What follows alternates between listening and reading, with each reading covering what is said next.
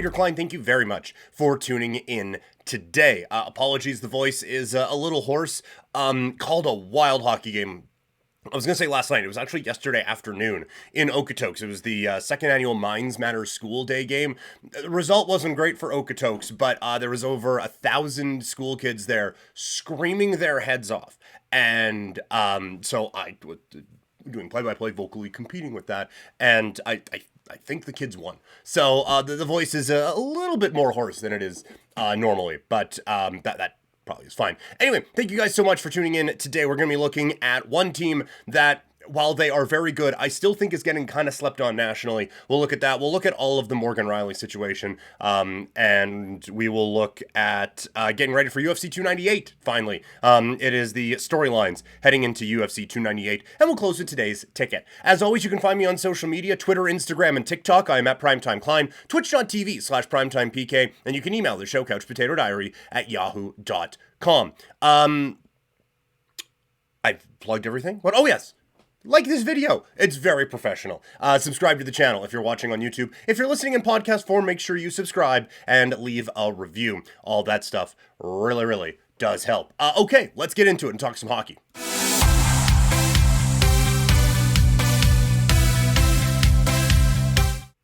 So I'm going to do something that, I think a lot of fans would get frustrated with. Yes, I know this team's in first place, and they play in a major Canadian market. I don't think enough people are talking about how good the Vancouver Canucks really and truly are. And I get last night it was against Chicago, but I sat down and watched that game last night, and I was like, man, and again, it's against Chicago, so you could go, holy crap, did you guys see Minnesota? But with this Canucks team, they are so deep and so talented and so dangerous. And I just think when we're talking about Stanley Cup contenders, we're not including Vancouver nearly enough. I think it's a lot of, Vancouver might be there. This team's good. This team's really, really, really good. And the thing that it was noticeable to me in this game, this forward group is deep. And it's maybe not a ton of guys you would have heard of, but like the top line you would. They go out and make the big trade for Lindholm. He's up right now with Pettersson and with Höglander. Last night, Lindholm just straight bully Magna, just throws him into the corner, puts the puck in front. Höglander scores after Höglander tried to do like a between the legs rebound goal. It was just like, oh my goodness. Like I didn't think Pettersson was all that noticeable in this game. He didn't have to be. This line was really good. And as far as top lines go, it's a damn good one. It's a really, really good top group that Vancouver has, and you think of the potential that an Elias Pettersson has. We know what Lindholm can do with high-level players, and Höglander is someone who I will go on to say months now, I have been banging the drum for in saying that this is a guy that the Flames should be targeting if they were trying to make a Sharangovich or now a Lindholm-esque move. I don't know if they're going to now, if Vancouver would be willing to part ways with this guy, just based on how well he fits with a Pettersson and with a Lindholm. And then you look at the second line, it was Miller and Besser who were great. And this is a spot where I think that they can maybe add. And honestly, it's probably the spot where they're best case scenario, they're hoping Phil Kessel can come into. They might be hoping for a little bit much. Like, hey, I know you haven't played all year. Come in and fix our second line. Not that it needs fixing. Besser is amazing. That shot is one of the best in the league. And they have a motivated JT Miller this year. He had a bit of your controller has been disconnected moment on defense that led to, I think it was just a chance. It may have been a goal, but Myers goes flying with reckless abandon over to the corner to try to break up a pass. It gets thrown in front. Miller is the last line of defense and just straight fucking missed it. That led to a chance in front. But offensively, he has been great. I thought, and maybe this is just, I popped in and noticed it, but I thought Suter really struggled on that second line. It felt like anytime Vancouver had things going and he touched the puck, it kind of just stopped for them last night. So if they are looking, it's 45 minutes to the deadline, they've made their big move. Now let's go out and add something else. That would be the something else that I would try to acquire if you were Vancouver. This third line is what is really the oh shit, they could be something line. It's Joshua Bluger and Connor Garland, he of the trade request earlier this season.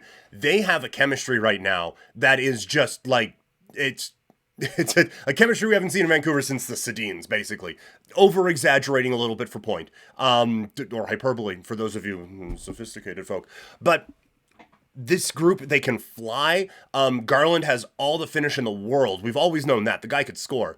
He kind of needs guys to help him score, and now he has guys to help him score. Bluger was pretty good in this game, but Joshua and Garland were flying, and it was just tape-to-tape passes all along. And they're starting, like, again, it's Chicago, but they were kind of playing with their food on one. Garland had a break, and Mrazek was obviously so focused. I don't know if Joshua, I need to see more of an overhead look. I don't know if Joshua came in late or what it was, but we didn't see him on the TV broadcast. And Garland's in, and it's basically a breakaway. And then he passes it off to Joshua. Mrazek, as only he can do, just across to try to make the save, and Joshua passes it right back. And Garland could have like flipped his stick over and used it as a pool cue to pop the puck into the net. It was wide open. But they are on another level right now, this third line. And this is where I think Vancouver has a real opportunity. Because this group is just so good. And maybe they won't be for long. Like maybe like these are not household names for a reason. Maybe that there is just a bit of a consistency factor. But for right now, this line means that they have three very solid lines. And that fourth line of DiGiuseppe, Lafferty, and Mikheyev, that's one of the better fourth lines you'll see in the NHL. And again, they can fly. Mikheyev's maybe lost a bit of a step, but he's still very quick, and Lafferty is really good as well. And they did what they were supposed to do in this game. And this is where the Canucks had their success when they were having success back in 2011 and, that era.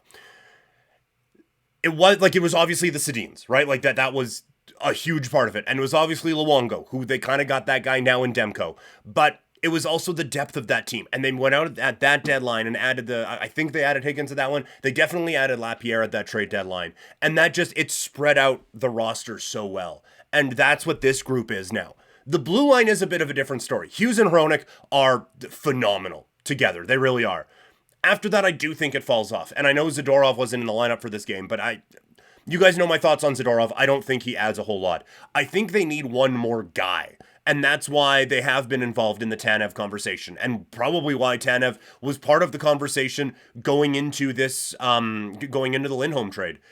They need another guy on that blue line, I think, and probably not a significant amount of depth, but a couple more depth pieces. Players get hurt in the playoffs all the time.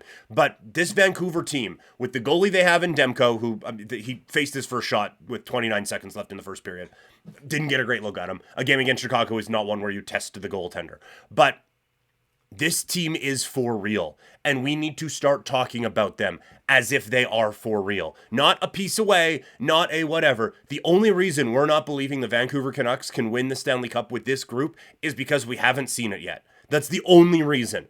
This team has all of the talent, and maybe more, that you could need to go out and win a Stanley Cup. They have bought into the Rick Tocchet system. They got the goalie. They got the superstars. Everything is in place for this Canucks team, and I think that it is wild to me that the odds right now, they're plus 600 to win the West and plus 900 to win the Stanley Cup. I think that is absolutely absurd. Also from the NHL, it is the Morgan Reilly debate, as the suspension is 5 games. I didn't get into it last week because it was the Super Bowl stuff and I couldn't be fucked. If you don't like someone scoring an empty netter on you in a certain way, stop them. That has always been my thing. You don't like a team running up the score? Stop them. You don't like a team celebrating a home run? Don't let them hit it. That has always been my thing. This is the hardest hockey league in the world. You should be able to celebrate when you're doing something well and be able to stop them if you don't want them to. Like, I find it so hypocritical that little snowflakes can't handle when someone hits you with a weapon because they scored the goal in a way that I didn't like. Like, get the fuck out of here. It's so strange that when you point out, like, hey, that's kind of assault when you hit a guy in the face with a stick can't handle the tough National Hockey League. You should be able to do that when someone scores a goal on you in a way that you find unsatisfactory, you little bitch. Like, get the fuck out of here. It's so weird, the stuff that you decide to be macho about in terms of social media stuff and in terms of the hockey discourse. Look, If I were someone going in on an empty net, 100% I would consider that. I mentioned in the Vancouver thing, I would sit down like pool cue and just like knock the puck in. Like, do whatever you want. It's the NHL. People sometimes, like, I mean, most people never score a goal in the NHL. Some guys, if they're extremely lucky, get like 50. So yeah, hammer that thing into the empty net. Go for it. Now, understand there are going to be consequences. And now I don't think that one of those consequences should be taking a stick to the face, because that's kind of insane when you think about it.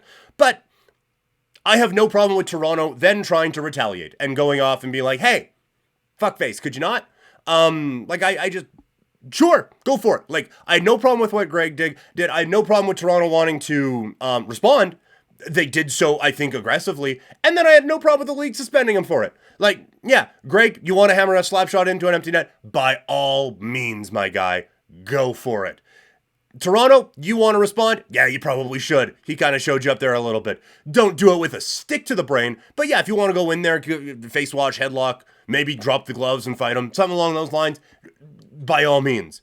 Just understand that while Ottawa's answer to what the situation, that had repercussions, yours do as well, which is a suspension, which is what they got. And it maybe should have been more than 5 games, but 5 games is perfectly fine. So, yeah, I thought the defense of a lot of it was really, really interesting and a little eye-rolling.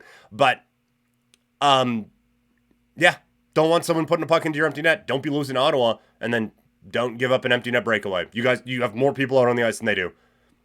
Figure the fuck out, and don't cross-shot someone in the head, ever. All right, that's it for the NHL conversation. It's UFC 298 Fight Week. Let's get into the storylines.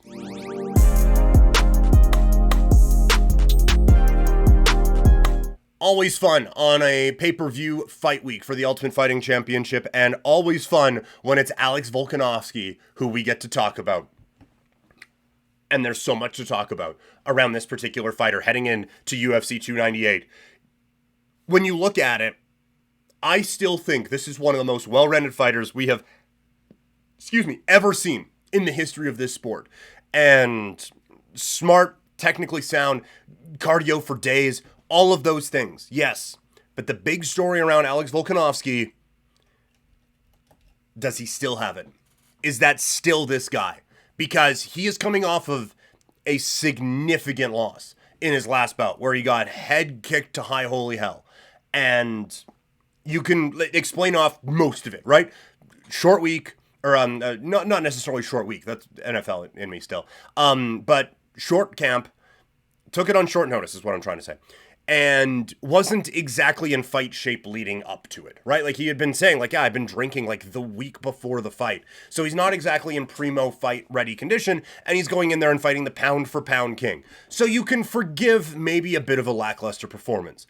But he is of an age, and he is of a time in the sport, and in just athletics in general, right? Like they talk about, oh, this guy played rugby at 205 pounds. Like, okay, well, at some point, that wears on the body as well as getting kicked in the head. At some point, the miles catch up to you. And we have seen sometimes where a loss is very explainable, it's tough to get that ball rolling again. We've said it time and time again. Now, fighters of this generation have done a better job of getting it back on track than others, right? Like, we kind of thought Amanda Nunes, yeah, maybe the role is just done. And she basically pro wrestling squash matched Juliana Pena to get her championship back. And if anyone's going to do that, it's going to be Alex Volkanovski. But the big story coming into UFC 298, and the thing we're all going to be watching for Saturday night when they square off in the octagon, is what does Alex Volkanovski have left? Because that is going to be tested against Ilia Topuria. But there's a big question around him as well. Is this too much too soon? And I know sometimes, and it's a crutch of mine, and I kind of figured out during the football season this year that sometimes it can get a little bit crutchy. It's like, oh, who have they beat? But you look at this, it's like, well, this is obviously the biggest fight of Topuria's career, which it should be. It's a pay-per-view main event for a championship. And, oh, well, this is the toughest test. Yeah, it probably is. He probably hasn't fought a guy who's number 2 pound for pound in the world right now. But the jump from Bryce Mitchell and to Josh Emmett, from those guys to Alex Volkanovski, is significant. And so we can project how this 27-year-old is going to continue to get better each and every time. Because he has. He's gotten better each and every time he stepped into that octagon. And so you can say, well, maybe that you're going to get a better version. Personally, I don't like to book championship fights based off of what it could be. I'd like to have at least seen it. But given how Topuria has run through some of the competition, I'm not questioning if this title fight should have been put together necessarily. It just, when you look at, like, are you backing Topuria? It does seem like, man, that's like, it's one thing to do it against Josh Emmett. It's another to do it against Alex Volkanovski. Again, one of the most complete mixed martial artists I think the sport has ever seen. So some major questions around both guys in the main event. And a lot of questions around both guys in the co-main event as well. In the middleweight division, it's Robert Whittaker against Paulo Costa. For Robert Whittaker, the question again is, how much is left in that gas tank? Because DDP kind of kicked the shit out of him on way to a title opportunity, on way to a title. So for Robert Whittaker, he has long been like the second best guy in the middleweight division and will go down as one of the best fighters 185 pounds has ever seen. He probably deserves more than being the Rich Franklin to Israel Adesanya's Anderson Silva. But now we are entering a stage where, again, he's getting up in age, and it's been a lot of wars, and he's coming off a time where he just got soundly and thoroughly beat down. So, what is left for him in the gas tank? We will see. And for Paulo Costa, it's just who's going to show up. He had lost 2 in a row, and then he beat Luke Rockhold in not the most inspiring performance. And you go back, like, he beat Yoel Romero, and that's fine. That's great. How much was there left in Yoel Romero? And you just go on down the line, and it's like, yeah, this guy, like, you put him on a poster, and people are going to show up just to see what it is. But at the same time, this is not someone who has found that form in a very, very long time. And so I almost view this as a, like, if Paulo Costa wins, unless it looks different, I am going to take this as more of a knock against Whittaker than a notch for Costa. And if there is a Robert Whittaker win, then it's like, okay, well, he's at least checked that box. Let's see if he can be a serious contender in the middleweight division. So there's a lot on the line in this fight. And overall, this is a really, really good fight card. Coming up on the show tomorrow, we're going to look at other fights that have been made in the sport of MMA. And we are also going to look at some of the key fights not on the main card. Not the co-main event or the main event for UFC 298. And then Friday is going to be the big preview for UFC 298. So that is what is coming up. All right, one thing to do left on the show. It's time for today's ticket.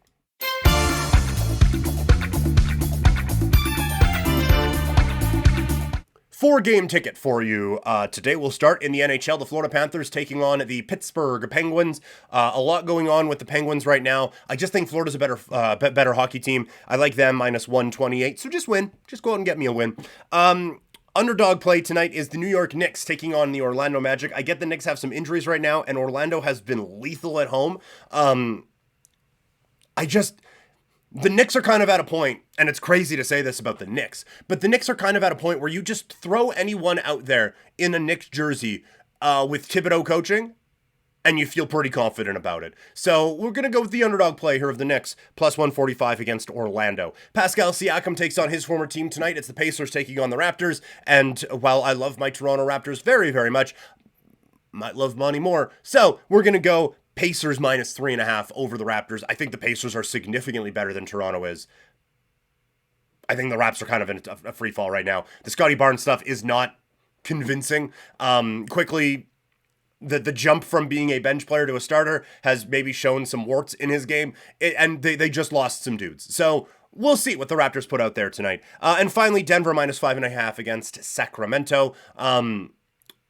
Sacramento played last night against Phoenix. Denver is Denver. So I get the Nuggets haven't really been the Nuggets in capital letters, but I think we're going to start to see a push from them because getting the 1 seed is so important to this Nuggets team. So I think this is where the Nuggets really start to turn it on. So, Florida Panthers minus 128 against the Penguins. The New York Knickerbockers plus 145 over the Orlando Magic. The Pacers minus 3.5 against the Raptors. And the Nuggets minus 5.5 over Sacramento. That is today's ticket.